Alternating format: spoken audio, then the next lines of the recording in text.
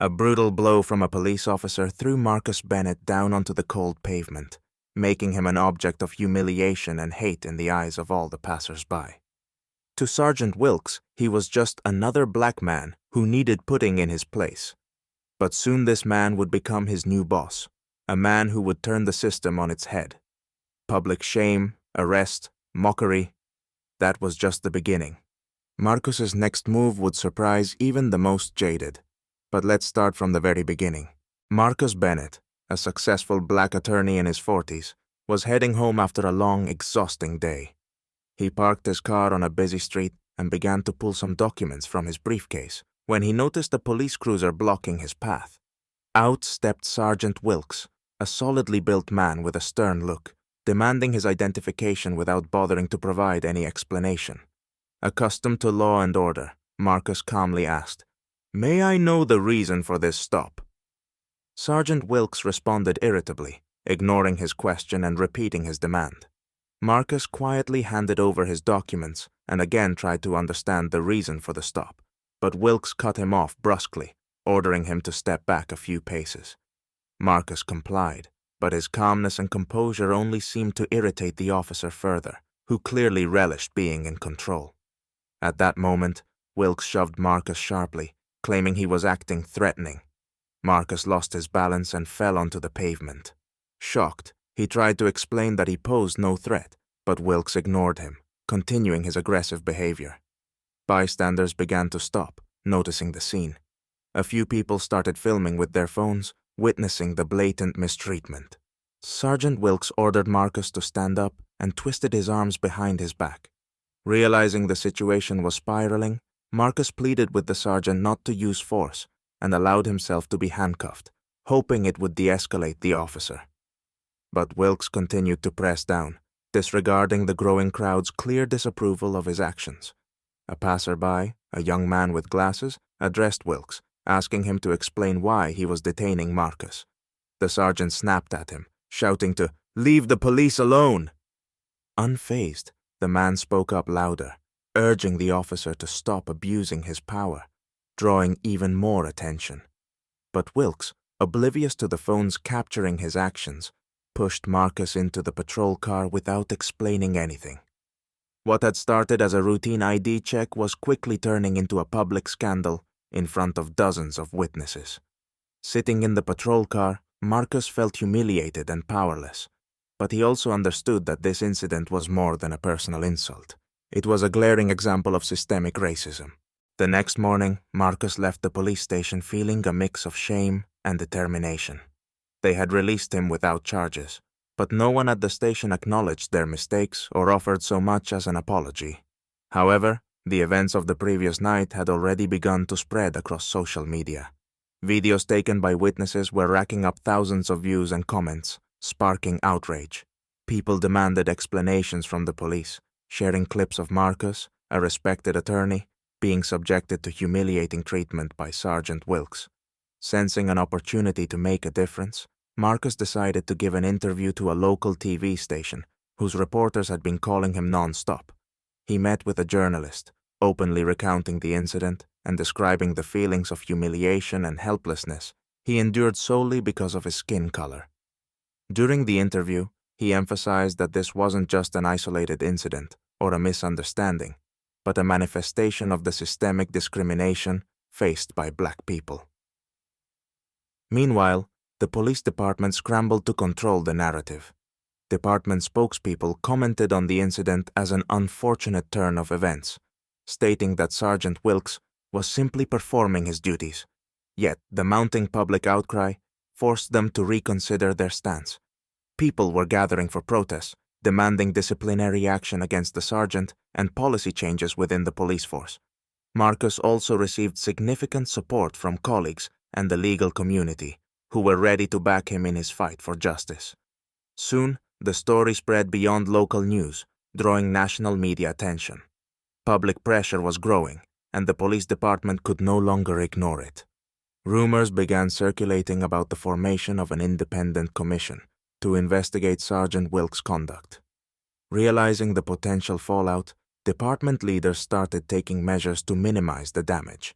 though their attempts to smooth over the conflict only intensified the public's interest. The scandal escalated further when another video surfaced online, recorded by a hidden camera in the station, capturing Wilkes making crude jokes at Marcus's expense. This proved to be the tipping point. The situation was now entirely out of control, and the police department's reputation was in serious jeopardy. The scandal surrounding Sergeant Wilkes and the incident with Marcus Bennett took an unexpected turn when the State Department announced an open competition for the position of Chief of Police. Faced with intense public pressure on the police leadership, the department recognized the need for a new leader who could reform the system and restore public trust in law enforcement. Colleagues and acquaintances of Marcus, understanding that he was the ideal candidate for this role, urged him to apply, believing that he could genuinely effect change. Initially, Marcus had doubts. He remembered that night in handcuffs, the humiliation he'd endured while Sergeant Wilkes wielded unchecked power, and he wondered if joining the police force would be too difficult a step. But as he reflected on the support he had received from the community and his colleagues, and as he saw how his story had inspired others, he decided to submit his application. His decision was not driven by revenge. He wanted to reform the system from within so that no one else would have to experience the same humiliation. When his candidacy made it to the final selection, the public and the media rallied around him. People saw him as a symbol of change, a man who had experienced discrimination firsthand and was now prepared to fight for justice. The media covered his candidacy extensively, highlighting how his victory could be a major step in combating bias within law enforcement. Sergeant Wilkes, observing these developments, realized the situation could turn against him. Now he felt fear. His actions were under intense scrutiny, and the possibility that Marcus could become his new boss terrified him. Responding to public pressure, the police leadership temporarily suspended Wilkes from duty pending investigation. Now, he was forced to reckon with the fact that his career could collapse due to a mistake rooted in prejudice and ignorance about who was truly in front of him that night. A few weeks later, the competition concluded, and the department announced Marcus Bennett as the new chief of police. This decision symbolized a new era, and Marcus became a beacon of hope for change, a leader who would protect citizens rather than oppress them. Marcus Bennett's first day as chief of police created a palpable buzz. The press and the public watched his every move, seeing him as a symbol of change and justice. Immediately upon taking office, he scheduled a meeting with the entire police force to announce his intentions to implement reforms aimed at eliminating discrimination and improving relationships between the police and the community. Among the gathered officers, tense and awaiting the new direction, stood Sergeant Wilkes, who now barely dared to meet Marcus's eyes. He had been temporarily reinstated, but his status and future remained uncertain as the investigation into his actions was ongoing. Marcus noticed him in the crowd and decided to begin by addressing him directly, demonstrating that the past would be a lesson for the present. Approaching him, Marcus initiated a public discussion of the events that had led to his own appointment. He asked Wilkes how he understood his role as an officer and protector of civil rights. Wilkes, unprepared for such directness, was initially taken aback but was forced to admit that on that night he had let his biases override his duties. He offered a humble apology to Marcus, unable to hide his embarrassment, and perhaps for the first time, grasping the gravity of his actions. Accepting his apology, Marcus made it clear that he wasn't there for vengeance. His mission was to build a fair system where discrimination had no place. He publicly announced the launch of a training program for all officers, aimed at overcoming racial biases and improving community interactions. Marcus laid out measures to increase transparency in police work, including body cameras at every step of official activities. In the following weeks, Marcus began his reforms, meeting with community organizations and local residents to discuss possible improvements to the system. Positive feedback flowed in, and relations between the police and the public began to improve. Sergeant Wilkes, realizing that his previous attitudes and actions had been wrong, became a participant in the training program and gradually started changing his approach to service and the public. Marcus achieved a moral victory.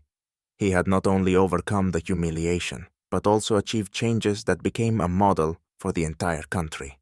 Now, he was not just the chief of police, but a leader who had transformed the system, restoring people's faith in justice and the potential for change.